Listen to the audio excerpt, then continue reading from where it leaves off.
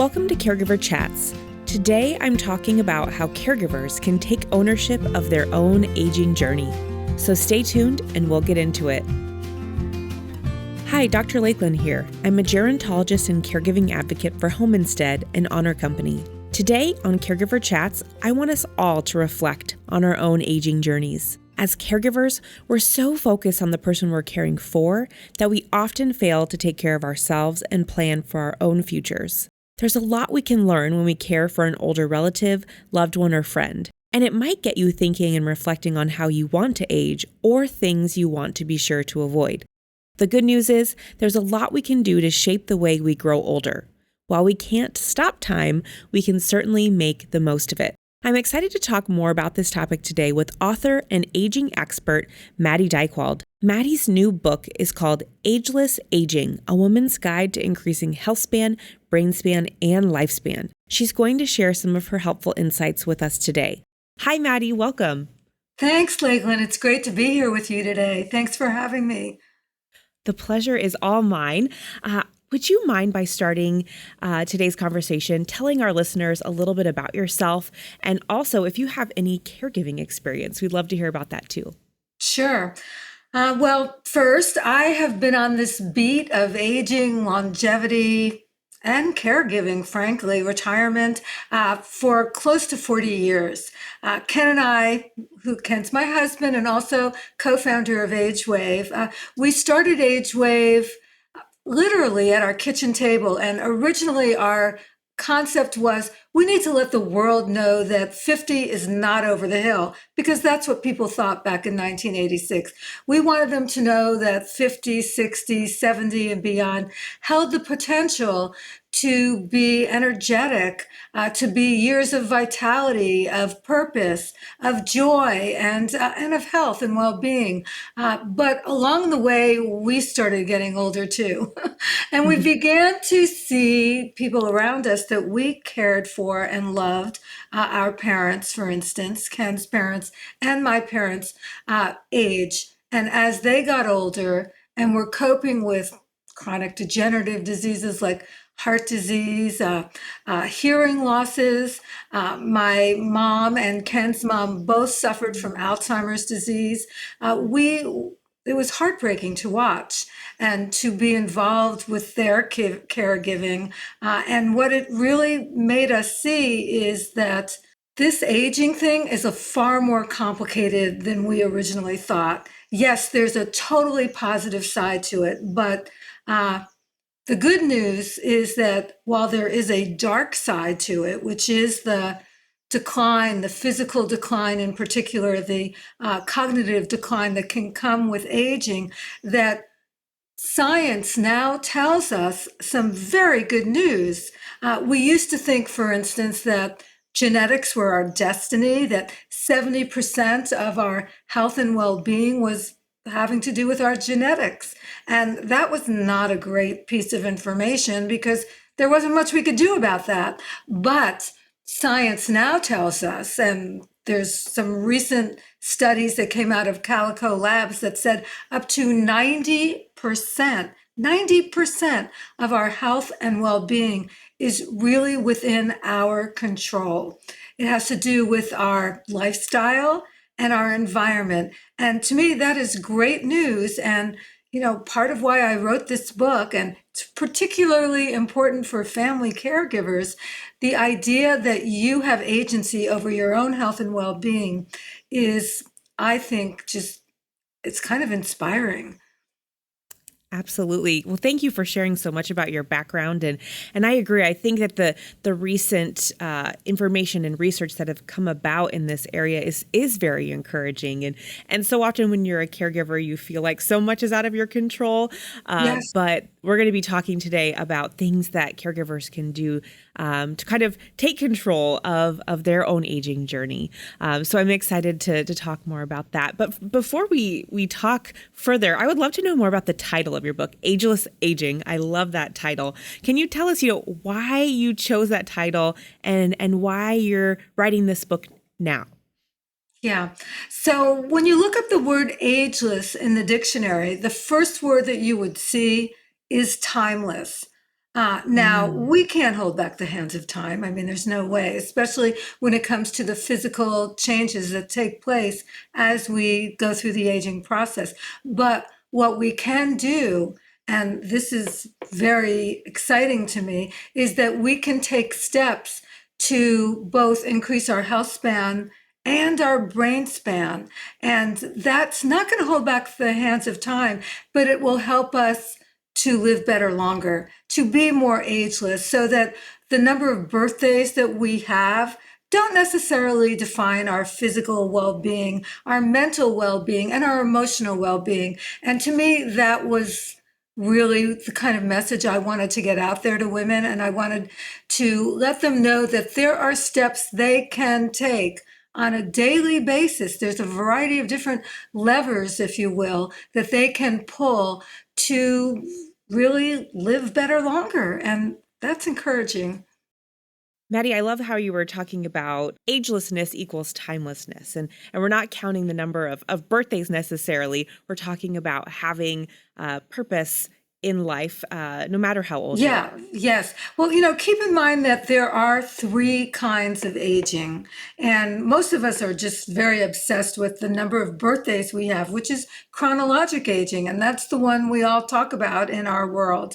So, like for instance, I have 74 birthdays. Yay me.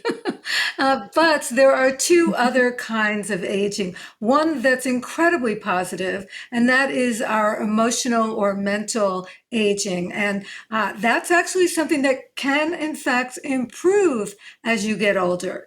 We, in fact, know from studies that we've been involved in and that others have told us about that the level of happiness actually rises as you hit your 50s and 60s. Your level of contentment, your level of resilience. I mean, you've gone through a lot in your life. You know that you might have down times, but you're also going to have up times, and you can come back.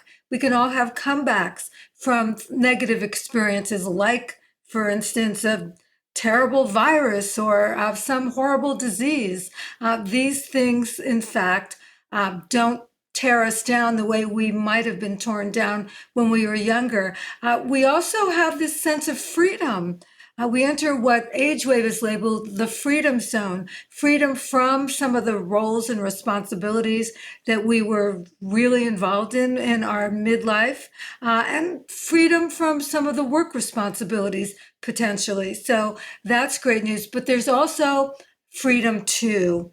Freedom to pursue your dreams, to reinvent yourself. Maybe it's to care for someone that you really love and honor, and find a way to really connect with them in a new and different way. So there are those positives that come with aging, and I think of it mostly as being emotional intelligence. That emotional intelligence grows as we get older, hopefully, in most of us. And then the third kind, I think, is one that we're hearing more and more about in terms of longevity, and that is our biologic aging. So there are tests we can all take now to tell us how old we are on the inside. So for instance, I mentioned I'm 74. I've done some of these biologic tests, a couple of them, and I was 51, which made me very happy. So the point is that there are more than one way of measuring how old we are, in fact. And all of these three different kinds of aging can work together and really create a more positive sense of aging. I love that you kind of walked us through those various types of aging. Thank you so much for providing more clarity on that. And as a gerontologist myself, I am just fascinated by all of this, and seeing the statistics on longevity and how we have never Yeah. lived this long before in our history of the world. It really does.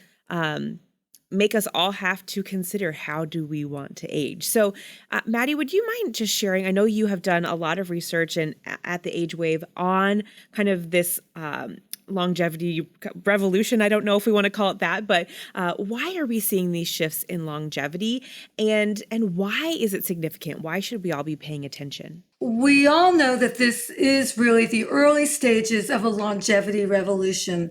And by the way, women are the ones leading the way.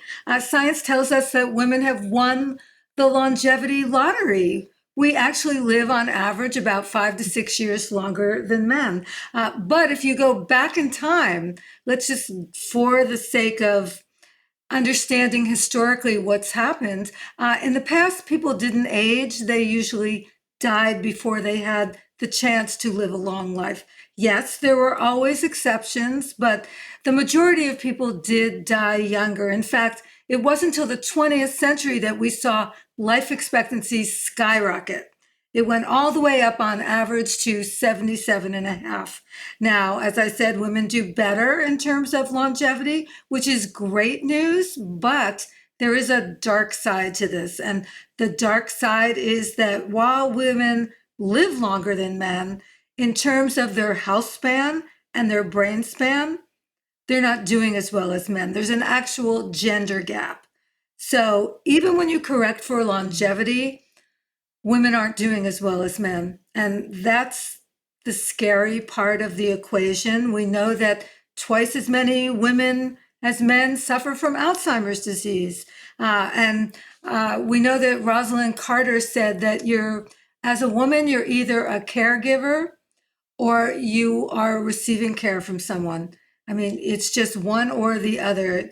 We women are taking charge of this whole cognitive decline challenge that's taking place in our society. And yeah, it's happening with older women in particular. And to me, it's scary because my mom and my grandmother both suffered from Alzheimer's disease, and I watched them both go down a rabbit hole of just horrible physical and mental and emotional trauma. Yeah, many of our listeners are in that caregiving situation, that they're caring for a mother, a grandmother that's been impacted by Alzheimer's or another form of dementia. And it is so interesting that we're seeing more women impacted by those diseases, whether they're the ones that are suffering from the disease That's or right. caring for those. So I think it's so wonderful that you have wrote this book particularly for women, and I would love to hear, or I hope that the book kind of goes into some of this. What are some of the biases that we have about aging, and how can we kind of debunk some of those myths to help us age better? One of the most interesting things that I learned from doing the research for my book is having a positive attitude about your own aging can, in fact, add more than 7.5 years to your lifespan. Now, to me, that's remarkable. That's Wow. based, by the way, on the work of Dr. Becca Levy from Yale University. So if you flip that over and look at the other side of it, what you'll notice is that ageism is kind of the last acceptable ism that's out there. Somehow we have let this issue of getting older become an ism and become kind of so pervasive in our society, so pervasive in the workforce that it's kind of acceptable. And we talk about it in a way that, by the way, it's far worse for women than for men. Women suffer, there's been studies that show that women in the workforce experience less promotions as they get older, that they experience more bias, that men get wiser and distinguished. Women just get older. And these kind of thoughts are just so destructive. In fact, it's not just destructive for older people. From some of the work that I was involved in, I was this one researcher I spoke to, Nadia Tuman Weldon from McCann Worldwide. She was their thought leadership person. She told me that it's younger people who are even more affected by ageism than older people, not because they experience ageism, although that's part of the issue, but the real issue is that they have this huge fear of getting older because they see ageism in action in the workplace, in the culture at large. I just read something about how some older women give up doing certain social interactions, like going to parties or going to particular restaurants, because they don't want to be perceived as being old by those that are around them. And to me, that's crazy, especially since we know that Mhm. social interaction, social connection is one of the greatest things you can do for your health and longevity. Absolutely. I think that I how you frame that up as there's ageism as the acceptable ism. That just, again, as a gerontologist, hurts my heart to hear that that's the case. But I mean, I see it. I can see it within, the circles that I am in. And so I think that, again, having these conversations are so important to kind of debunk these myths and to get people thinking differently. Yeah, and I'd be curious to hear how you see it. As a gerontologist, someone who's involved in caregiving in particular, how do you see it take place? How does it manifest? Oh, absolutely. And some of the ways that you just shared, most certainly. But I think that the attitude around aging is so huge. There kind of becomes this self Yes. bias that starts to happen where an older person, as you mentioned, starts limiting themselves from doing certain things, or they think, oh, well, I'm too old to go back to school, or I'm too old to, start that physical activity or to take that vacation. And it holds them back from doing things that they still want to do. And so as a gerontologist, I see that self-bias really being something that hinders people from living out those final years in more of that Yeah. positive way. So I think that if we can encourage people to kind of see it differently and to challenge folks to try those things, give it a try. What do they have to lose? Kind of an attitude. I think that will help hopefully to Yeah. reduce the stigma. And I also think educating the younger generations about aging also can help to reduce some There's of a that few other stigma things too. we can do. One is that we need role models. We need examples, both, Yes. famous celebrities, but also normal, everyday people who are doing extraordinary things in their 60s, 70s, 80s, and beyond. We see, you may not like the politics of Jane Fonda, but, she's 86 years old and she's on the front line of climate change activism. And that's pretty Mhm. cool. Dolly Parton, 70, I think she's 76. Here she is still performing, still doing great things. She was one of the backers financially of the Moderna COVID vaccine. Now, that's pretty cool. She didn't make a big deal about it, she just did it. I know Rita Yeah. Moreno, she's 91 years old, and she's told me that she's been working harder now than she did 10 years ago. So we need more models like that. And there's something Wow. else we can do. This something else is that we need to own our age.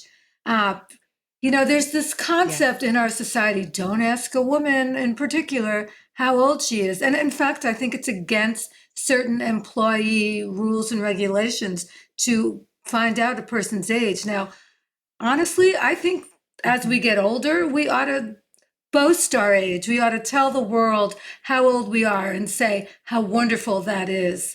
So I think if we start owning our age and having more role models, it's going to make life better for those who are considering what their next phase of life is going to be like. Yeah, absolutely.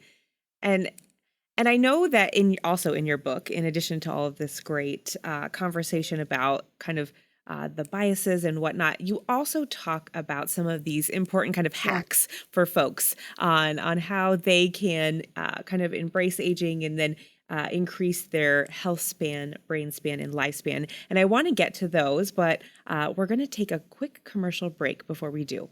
This podcast is brought to you by Home Instead, an honor company. If you find yourself needing extra support as a family caregiver or time away from your caregiving responsibilities, Home Instead can help. Our home care services are delivered by compassionate care professionals and range from personal care, meal preparation, and medication management to Alzheimer's care and hospice support. Visit homeinstead.com to learn more and to find a location near you. All right, Maddie. So our listeners are family caregivers, and they're often very busy trying to balance their caregiving role with other responsibilities in their life. Maybe they're working, maybe they're taking care of their own children in addition to caregiving.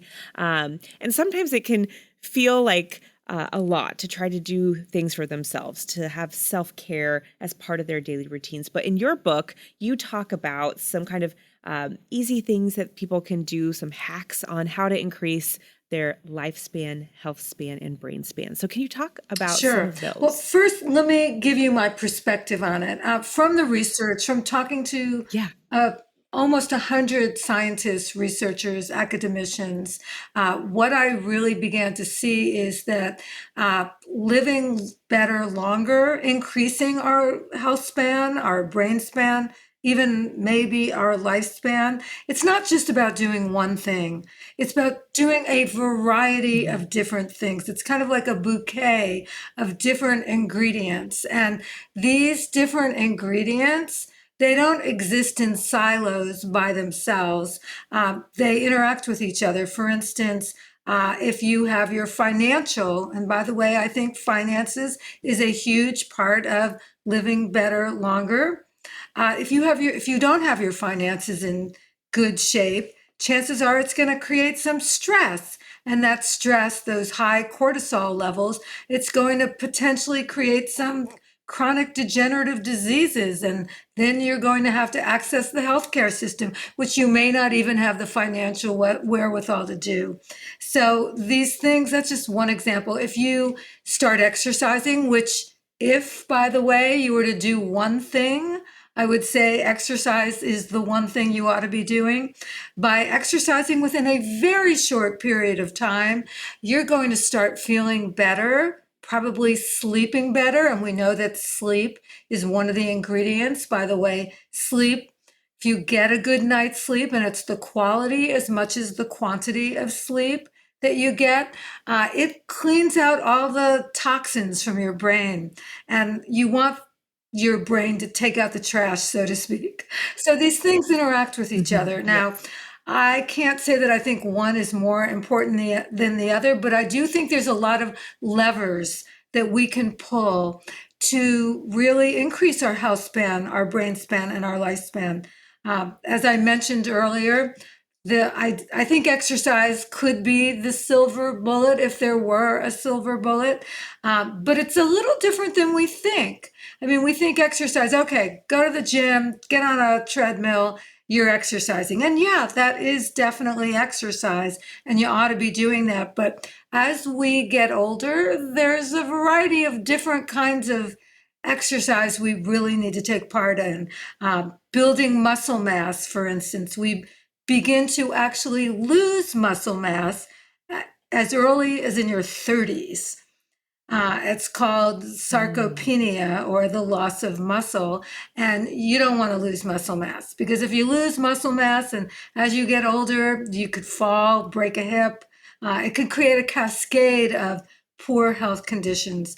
You don't want that to happen. So you want to build strength. In fact, many of the experts I spoke to told me that they thought that the measure of muscle mass should be a new way of measuring your health and longevity, that it was as important a Wow. measurement as some of the other diagnostics like your weight, your blood pressure. So I thought that was pretty interesting. I also think, by the way, balance and posture. If you don't have your balance and you slip and you fall, you're not going to be happy. Again, you could fall, break a hip.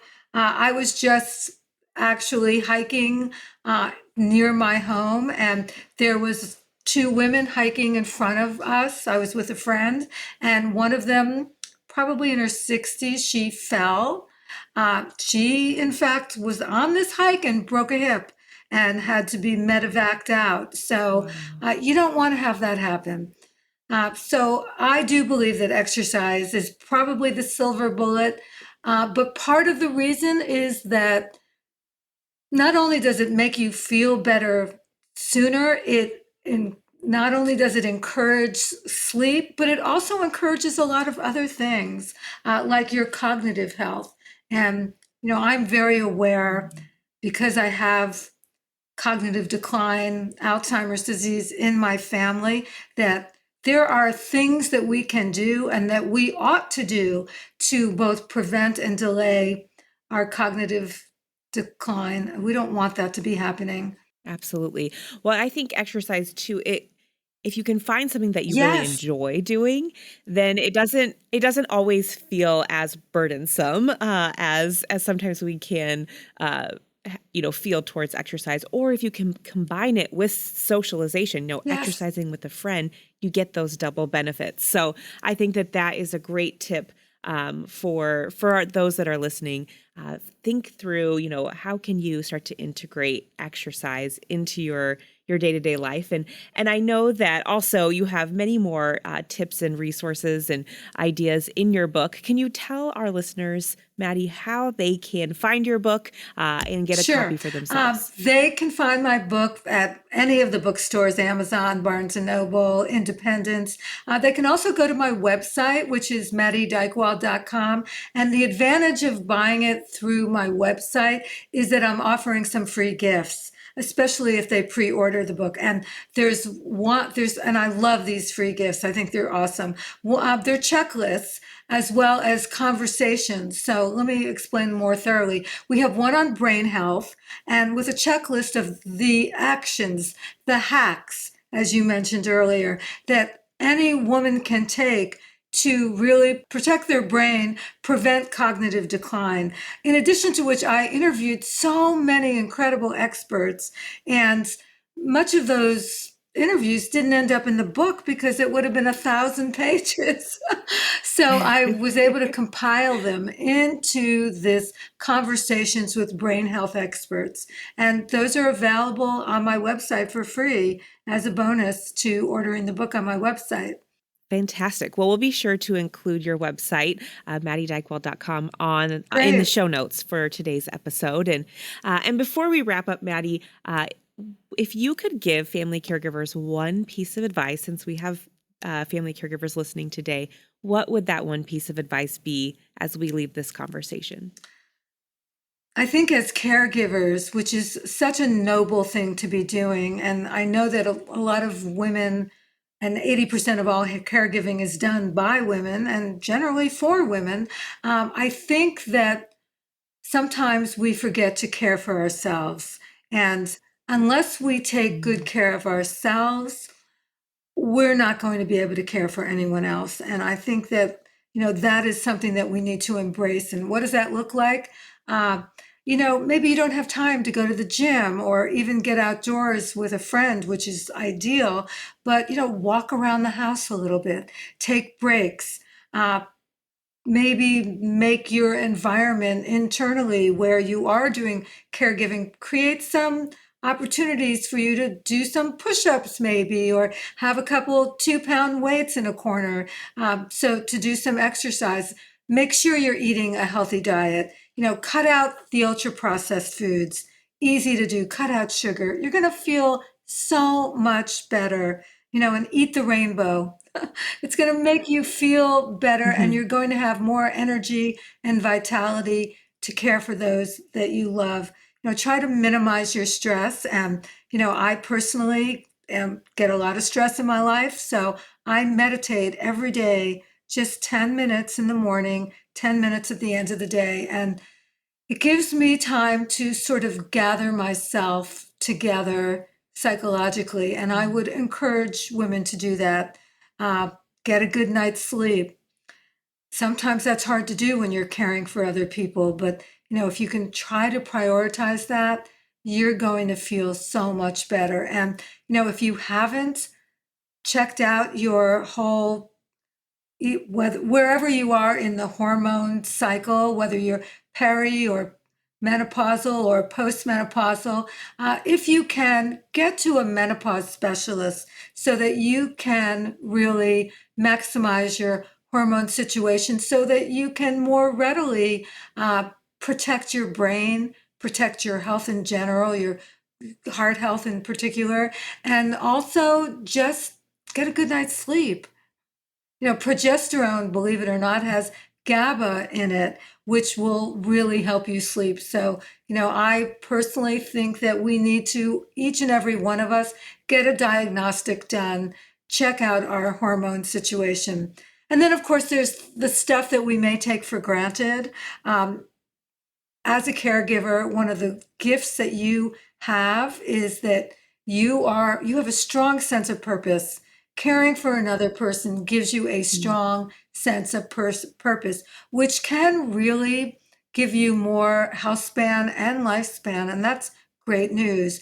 But make sure you're not isolating yourself during the day, even if it's just getting on a Zoom call like we are, or on a phone call, or having a friend come over for a few minutes to keep you company. These things really matter and can make a huge difference because caregiving can be an isolating experience. So those are just a few of the little tips I would give that can actually not be hard to integrate into your life and will, in fact, make you feel better and maybe increase your health span, your brain span, and your lifespan. Those were fantastic tips, Maddy, and I've really enjoyed our conversation today. Thank you so much for taking the time to talk with us and share more about your book, Ageless Aging. My pleasure. Thank you. Thanks for having me. As we wrap up today's episode, I want to thank Maddy for joining me and for sharing her expertise. I hope this conversation got you thinking about your own aging and how you can take ownership of your aging journey. If you have questions or want to share your tips, you can always email me at caregiverchats@homeinsteadinc.com. That's caregiverchats@homeinsteadinc.com. In the next episode of Caregiver Chats, I will be talking with caregiving expert Dr. Aaron Blight about reframing caregiving. He will challenge us to evaluate our caregiving situations to help us determine how we can best show up in our caregiving roles. I hope you will tune in. I also invite you to follow us on Facebook at Home Instead Inc. That's Home Instead INC for previews of upcoming episodes, caregiving tips, and more. You can find all the links in today's show notes. Thanks for listening, and please remember to take good care of yourself while you care for others. Caregiver Chats is brought to you by Home Instead. If you're looking for in-home care to support you on your caregiving journey, please visit homeinstead.com to learn more.